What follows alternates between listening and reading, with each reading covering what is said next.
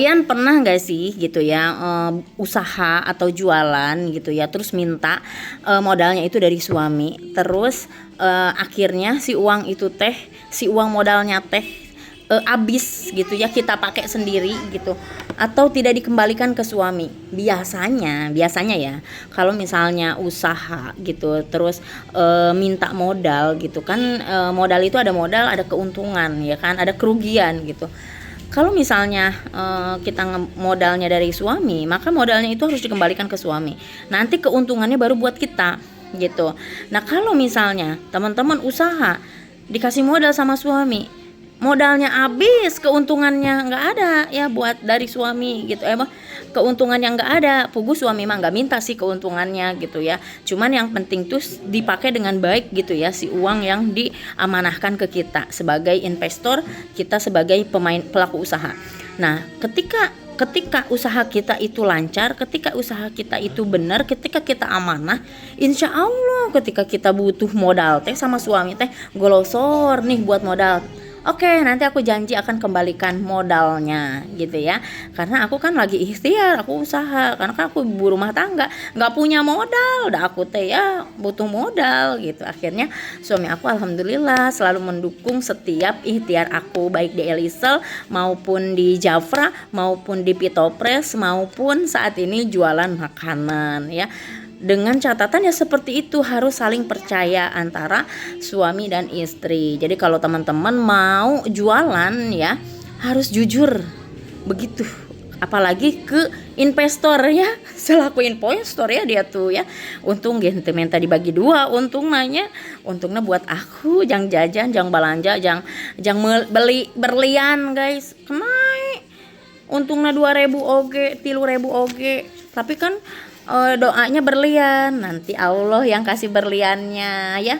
Kalau manusia ngasih aku uang recehan, Allah ngasih gepokan gitu dari arah yang tidak disangka-sangka, keberkahannya. Aku selalu yakin kalau Allah itu akan memberikan yang terbaik gitu ya, bukan soal keuntungannya kecil, bukan, tapi keberkahannya itu loh. Aku tuh senang jualan tuh karena berkah gitu, ketemu banyak orang, ketemu orang-orang baik, pokoknya ilmu. Kadang-kadang kan balasannya itu bukan uang lagi, kadang kita dapat ilmu baru ketika ketemu dengan customer kita, ketika ketemu dengan supplier kita. Aku bisa belajar berdagang gitu, belajar akad gitu ya. Pokoknya akad berdagang itu seperti apa, yang halal seperti apa, yang haram seperti apa, yang baik seperti apa, yang tidak baik seperti apa, itu ada di dalam perdagangan. Dan ketika kita melakukan jual beli, itu pun kelihatan loh sifat asli manusia, itu kelihatan mana yang susah bayarnya, mana yang nunggu-nunggu pembayarannya, terus melupakan hutangnya, itu tuh dicatat sama Allah. Nah, aku selalu percaya seperti ini. Kalau misalkan ada orang yang berhutang ke aku gitu ya, berhutang misalnya 10.000 gitu ya, si orang itu tuh janji kalau besok mau bayar gitu ya, tapi besok teh henteu mayarnya kan ya, mau nagih na oge 10.000 gitunya, asa kumaha gitu ya kadang-kadang gitu.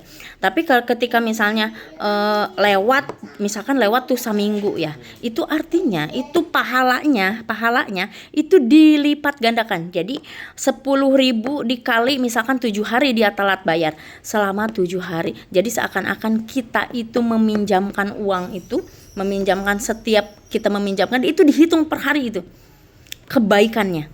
Jadi 10.000 kan kita minjemin cuma 10.000 ya, tapi ketika orang itu nggak bayar selama 1 bulan misal ya, 30 hari, itu seakan kayak 300.000 kita minjemin. Kenapa? Karena pahalanya 10.000 setiap harinya. Kebayang nggak? Numpuk gak tuh yang ngutangin? Jadi buat teman-teman yang teman-temannya pura-pura lupa sama hutang atau tidak langsung bayar hutang, jangan khawatir, ada Allah. Nanti Allah yang lipat gandakan rezekinya lewat yang lain. Dengan cara apa? Dahsyat Allah balasannya. Kita misalkan minjeminnya itu 1 juta, contohnya ya, 1 juta. Itu kalau misalkan dia janjinya tanggal 7, dia bayar tanggal 10, kita seakan itu 1.500.000 dikali telat waktunya, misalkan 5 hari. Dahsyat itu, mantep. Makanya aku bilang kalau jualan itu, kalau nggak mikir keberkahan tuh, mikirnya rugi ya sayang gitu. Kalau aku sih santai aja, kalau mau bayar ayo bayar, kalau nggak bayar jadi cirian gitu, mau dibere deui. Dan itu mah hukum alam guys ya gitu. Karena aku juga yang namanya kepercayaan itu harus dipegang tinggi-tinggi gitu ya. Maksudnya kepercayaan itu apa ya?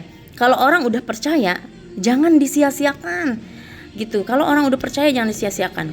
Kalau misalkan teman-teman jelek ke hutang ya, hutang itu dibawa mati guys. Sayang gitu amal ibadah kalian gitu, sayang kalau kalian punya hutang. Makanya kalau teman-teman punya hutang itu minimal ada bahasa mau bayarnya tuh kapan, tanggal berapa. Jangan nanti kalau ketemu aku bayar, jangan gitu, takut nggak ketemu lagi. Ntar kalau nggak ketemu lagi mana, nanti orang yang misalnya yang punya hutangnya, yang hutanginnya malulah 10.000 biarin, ikhlasin aja ya, secara bahasa ikhlasin aja, tapi di akhirat mah tetep diusut tuntas. Kenapa kok bisa sampai diikhlaskan itu teh hiji-hiji, lamun ka saurang, lamun ka 100 urang kumaha diikhlaskan, habis amalnya, sayang ya gitu. Jadi buat teman-teman jangan menyepelekan hutang ya.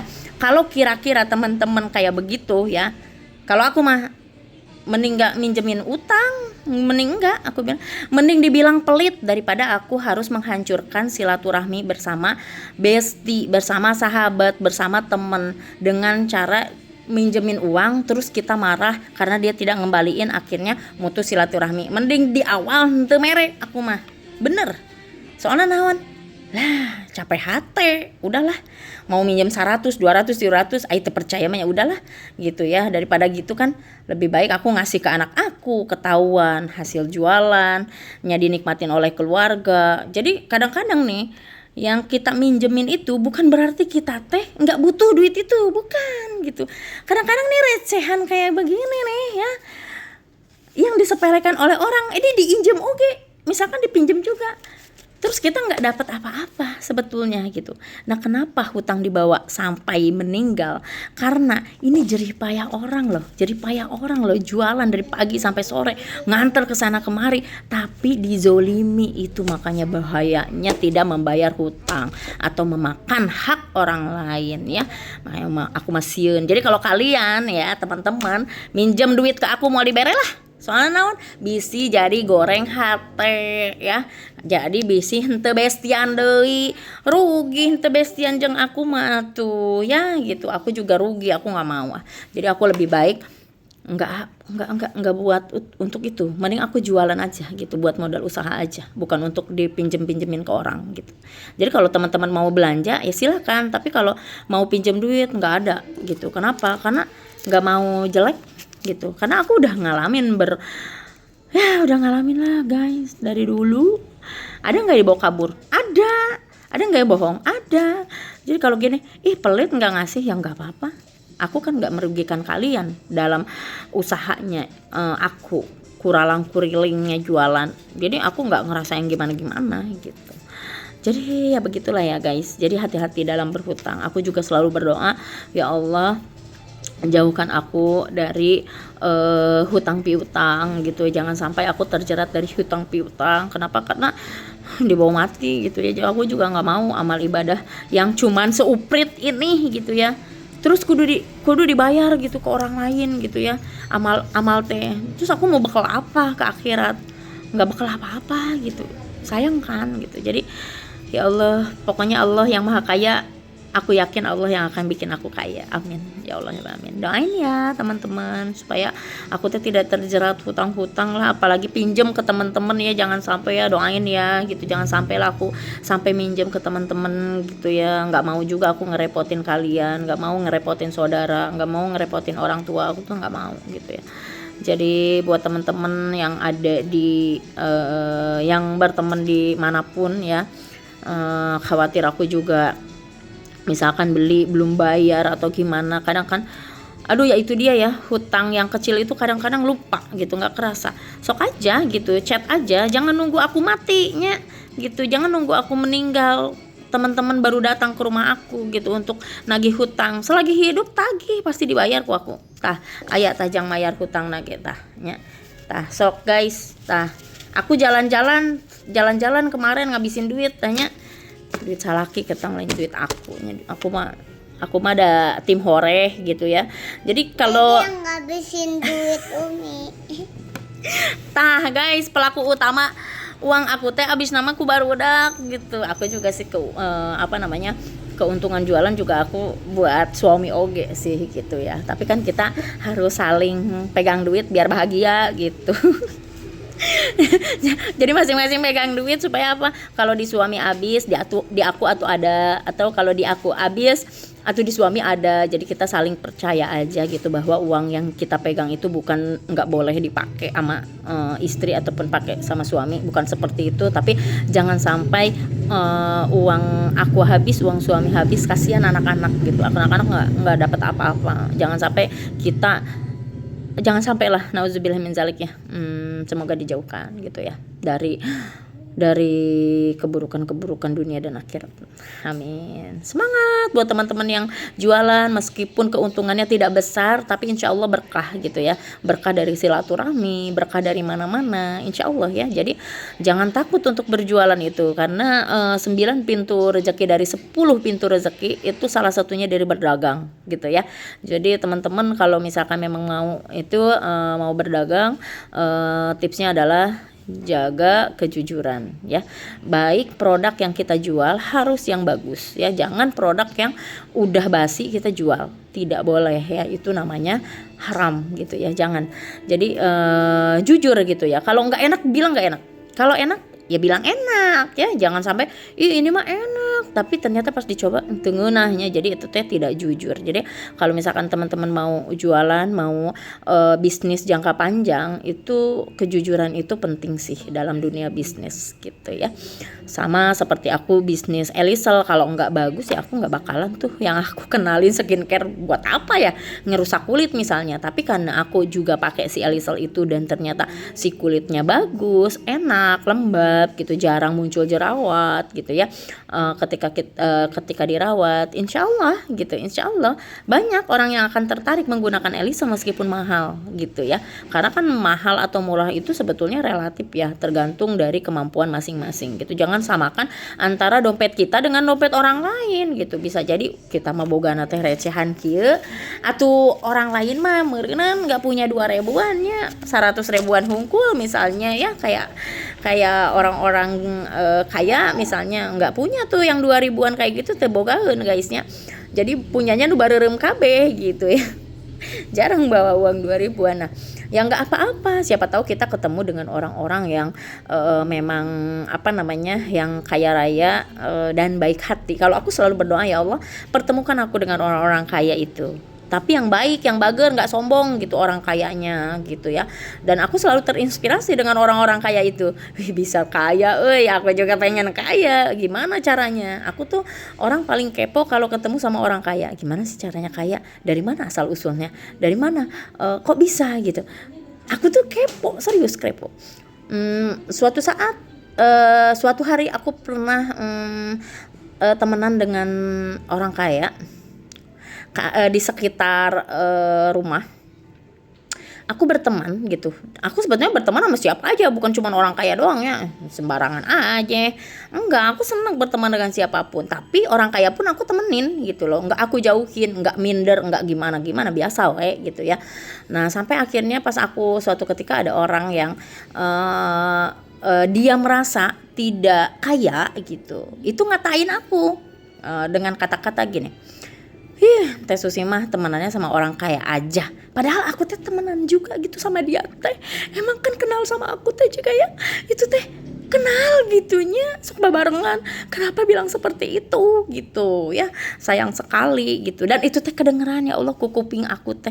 Kata tuh emang kenapa? Atau silakan aja kalau kamu mau kenalan sama orang tersebut, mau temenan sama orang tersebut, ya bagus. Masa orang kaya dijauhin, ya nggak boleh ya gitu.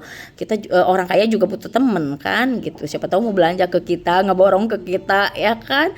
Ya kan jadi pintu rezeki juga gitu. Yang penting mah kita jualannya halal, kita menjual produk-produk yang baik dan hasilnya berkah. Kalau aku mah gitu, mau itu orang kaya maupun enggak, nyari temenin atuh, tapi yang akhlaknya bagus. Nu akhlaknya teu bagus mah mau dia enggak kaya ge mau dia kaya ge mau dibaturan aku mah. Kenapa? Karena energi itu menular. Jadi kita temenan, kalau aku sih lebih ke memilih temen gitu. Kalau energinya enggak bagus, aku enggak mau berteman. Kenapa? Karena aku nanti kasedot energinya jadi negatif gitu, pikiran negatif, ini negatif, enggak mau. Jadi aku lebih seneng ke teman-teman yang apa adanya, yang ikhlas, yang membawa aku ke arah kebaikan gitu. Jadi bukan sembarangan aku berteman, aku juga pilih-pilih, enggak cuman karena materinya aja aku temenan, enggak gitu loh, tapi semua kalangan aku temenin gitu ya, dari yang muda sampai yang kolot,